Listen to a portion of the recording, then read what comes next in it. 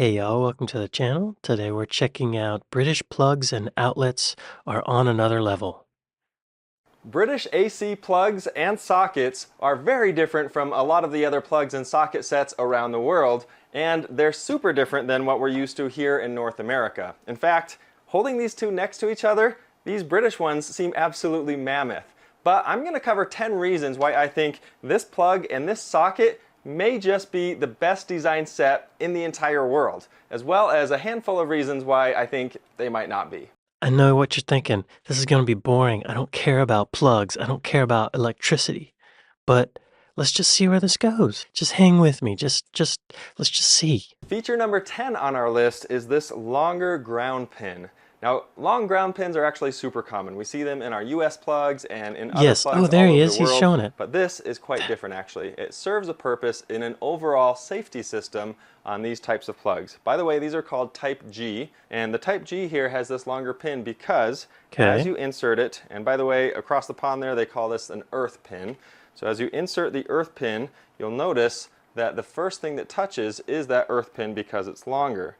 So the neutral and the live haven't made contact yet, but there's actually what's called a shutter system inside here that it's opening up by pushing that one in first. So just now, as I got it that far, it opened up the shutters, and then I can proceed to plug it all the way in. Until I do that, these are actually closed off. Now, obviously, never stick anything into an outlet. That's brilliant. We don't have that. We have little plastic pieces that you can buy separately and you shove them into the outlet.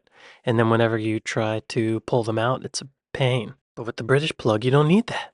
Why don't we have that? Just for that reason. Reason number one is a great reason. Why don't we have that?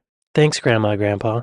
Now this may be telling about me, I don't know, but literally one of the earliest memories I have in life is when I was super little, maybe 3 or 4, and I stuck something into an outlet, got completely shocked, and I remember looking at the outlet after this had happened and seeing these black scorch marks all over it. Ooh. But kids in the UK most likely haven't had that experience. In case you weren't aware, you can get the shirt that I'm wearing as well as many other DIY oriented shirts, and you can check those out in the links in the description below.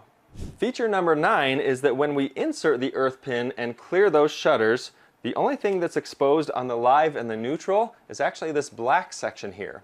If you're wondering what that is, that's actually a bit of insulation, and it's 9 millimeters up these pins here. Wow. So that's because once you have some contact with the live and the neutral to your receptacle, it makes it so that you can't touch anything that's live at that point. Check it out. Yeah, we don't have that. So if I get this part of the way in there, and it's actually touching, now the only thing that's exposed is just the insulated area, which is not conductive. So I might be able to touch that and actually be safe, and that's the idea anyway. Obviously you should never try that, but they make it really difficult to get yourself shocked because everything is covered and protected as part of this overall safety system. It's not fair. Grandma, Grandpa, what are you doing to me? You want me to get electrocuted? You want to kill our babies? Grandma, Grandpa, thanks a lot. Feature number 8 has everything to do with how the cord comes out of the plug itself. As I plug this into the wall outlet here, you'll notice that it's always coming down on the bottom like this. And that makes it so that you can't really pull this thing out. You can't pull it out. If you pull this way with it, it's just going to stay in place. And even if you pull out this way, you can pull this pretty good. And it's really not going anywhere. It's a really smart feature. Now this has come loose a little bit, but a lot less than it would if the cord were coming out of the face of the plug. Grandma, Grandpa, you want me to pull the plug out by mistake? Grandma, Grandpa, come on. What is this? What is this crap? Speaking of plugs being ripped out of the wall, that brings us to feature number 7. If we open this up and take a look inside here, you'll actually see that there's some pretty cool safety features built right inside. The first thing you might notice is there is built-in strain relief right here, and the cool thing is you can actually remove these little fins in many cases to replace this cord if you need to or to work on it. I don't even know if we have that. The next thing is the short cable in here, this brown one, that's your live cable.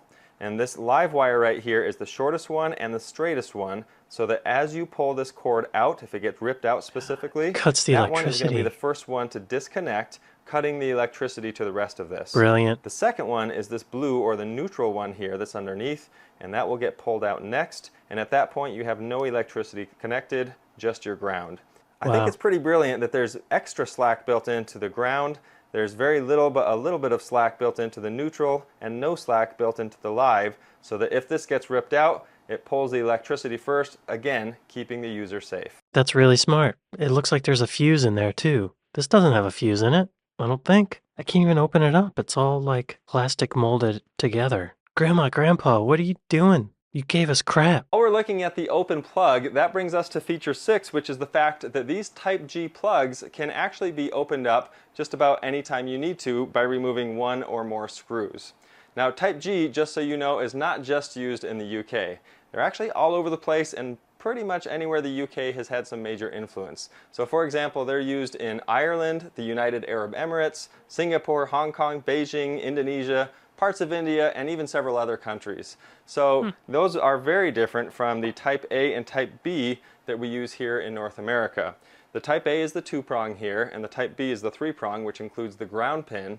And these guys don't have any way to service anything in here. All of this is completely sealed off, it's completely solid, and there's no way to do anything to fix this if this starts to become broken or frayed. Your options are to toss it, which is what most people do, and get a new one, or you can cut it off and use a replacement plug. I've got a video showing how to do that, but it's nice that with the Type G plugs here, it's just a built-in feature to be able to fix these or adjust these if need be. What kind of crap is this? Grandma, Grandpa, you designed crap, garbage. This is shit. Grandma, Grandpa, you're gonna let me plug this in and risk dying for using a blender. You most likely notice the fuse inside the plug itself here. Yeah? We see this from time to time in North American plugs, but is definitely not a standard. Having a fuse in every plug is actually essential to the system they use, which is called a ring circuit. A ring circuit has the ground, neutral, and live wires going out from the source location and then feeding every single socket and then looping all the way back to the source. Okay. This is different than the radial circuits that we use here in North America. We start at the circuit breaker panel, and then a line goes out called a home run, connects to as many outlets as we need or receptacles, and then it ends at a light fixture or an outlet. Okay. In the UK, the ring circuit actually acts like 2 separate radial circuits going at the same time, one in each direction. As a result, having a fuse on every appliance means that if there's a short or an overload in an appliance, the fuse in the plug can blow rather than tripping the whole circuit and everything else on it. Okay, yeah, so we have fuse boxes in America. Each room will have its own fuse. He's saying you would only blow the fuse in that plug, but in America you would blow the fuse that covers a whole room or a whole section of your house. Again, Grandma, Grandpa, what the fuck? I don't want it. Bad job. For a plug like this, you do have to take it apart to access that plug, but it's usually just one screw like we saw. But a lot of plugs actually come with a little access panel that you can get without removing any screws to make it even easier. Brilliant. Number 4 on our list is the robustness of these pins, which are so good at carrying a large load. Now these pins are pretty massive, you may have noticed that. They're actually all 4 millimeters thick on these Type Gs.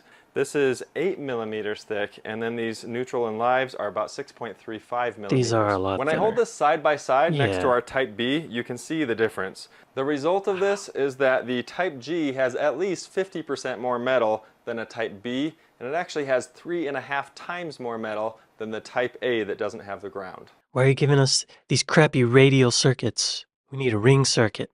And fuses. Come on. Grandma, Grandpa, I'm very disappointed in your technical designs. This is crap. Wow. Feature number 3 is the fact that every Type G plug has a ground or an earth pin. This is really important for a handful of reasons. As far as safety is concerned, always having a ground means that you're not going to experience the arcing, or at least you shouldn't in most circumstances experience any arcing. Arcing is bad news because that basically means that electricity has gone off the rails and it's going to find the path of least resistance, and a lot of times that's through you. Your body. That could shock you, or with enough voltage that could stop your heart and kill you. So very dangerous if you don't have that ground in place at all times. Or if your heart stopped, it could restart it, right? That's a good side of... Thanks, Grandma, Grandpa. You will notice on some plugs in the UK, for example, that these are just plastic. Typically, if you see a plastic pin on here, that means the appliance is double grounded. You can tell by a marking or an icon on the appliance that is a square within a square. It also serves the purpose of not only opening the shutters, but also always keeps things aligned. You cannot mix up the live and the neutral if your ground is always at that top place. Double ground? I didn't know that was a thing. Double earthing. It's called redundancy and can apply to almost anything. Anything that prevents any type of problem is important to keep in operation if there's just one of that thing. Okay, so they do the double ground for redundancy. That's good. That's good. Grandma, Grandpa, what? Let's have redundancy. Let's have double grounds, Grandma, Grandpa.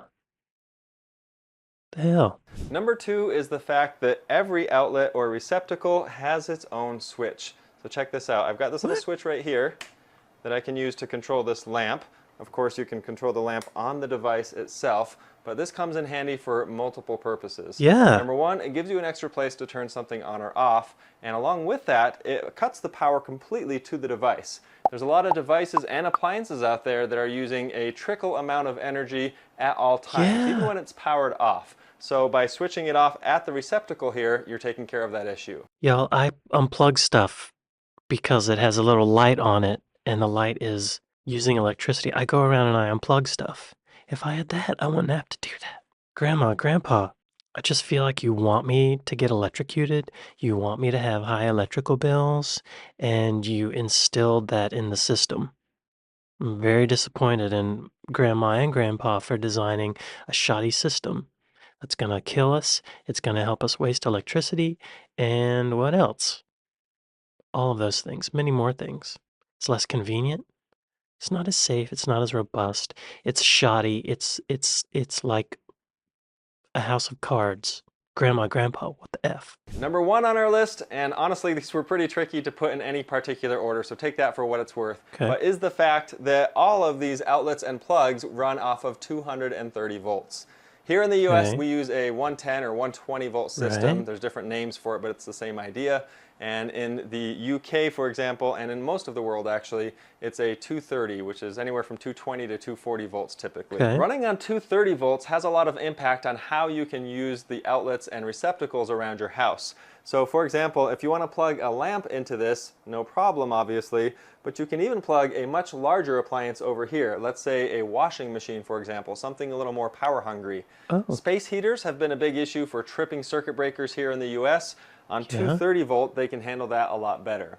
You can even plug in things like a hairdryer and an iron at the same time in many cases, especially if the gauging of the wire in the walls is appropriate for that kind of use. Grandma, Grandpa, you don't want me to be able to blow dry my hair and flat iron it at the same time? Why not? Why can't I do that?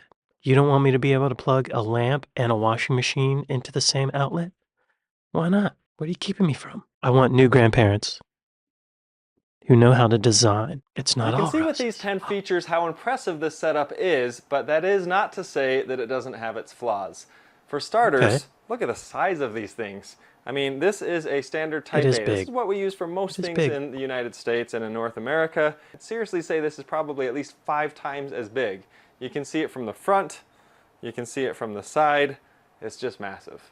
Another consideration with this is that the ring circuits that are used in the UK and elsewhere have a problem with what's called load balancing. Now, many times it's not really a big issue, but what it means is balance that you that don't want to load. have a lot of your power being consumed on one portion of the ring. You want to distribute that throughout the ring as much as possible, because if you don't, you're actually forcing a lot of electricity, a lot of load to happen in a short distance of these wires. Okay. And these wires typically tend to be a thinner gauge, which is part of the beauty of the system. It takes up less copper, but the load balancing can be an issue in many cases. So in a radial design, you don't have to worry about balancing the load because it's more direct. But in a ring, you have to like spread things out a bit. That could be frustrating, I bet. But what would happen if you don't do that? He didn't say. On that note, installing or maintaining or even testing a ring circuit is a lot more difficult than a radial circuit. So Okay. that's something to be considered with the overall system in general. The switches that we How showed though? earlier on the socket here are a good thing in some cases, but they're a bad thing in other cases. So for example, let's say this light is not turning on. You flip the switch. So let's turn this off, on the socket here. We flip the switch, everything seems to be dead. You're not sure what's going on. And at that point, you're not sure if you need to start troubleshooting the lamp itself, or if it's the light bulb, or if it's the socket. That's a dumb weakness because if you know that the switch is on the outlet, then you're going to check the switch on the outlet. Lastly, due to the design of the plug, if you were to just let this thing fall somewhere or unplug it, guess how it's going to land every single time? Now, if you thought waking up in the middle of the night, walking through the house, and stepping on a Oh. Lego was painful, Oh my God. Oh my God. Yeah. Okay, yeah. You would not want to step on one of those. Okay. Well, Grandma, Grandpa, I at least know that you don't want me to get 3 prongs in my feet. I appreciate that. And you want me to be able to maintain the circuits easier. And you want to support industry by not letting me repair this and having to buy a whole nother one, which helps the economy. I'm sorry, Grandma, Grandpa, I didn't understand what I was saying. Please don't disown me. We do have a good system. It's so there are a couple things that cross my no, there aren't. Well, this was interesting. If y'all made it to this part of the video, thank you very much because I understand that this is not an interesting subject matter to most people. Um, I find it interesting. It's difficult to find new things to learn about. This was a fun video. Thank y'all for watching it with me, and I'll see you next time. Later.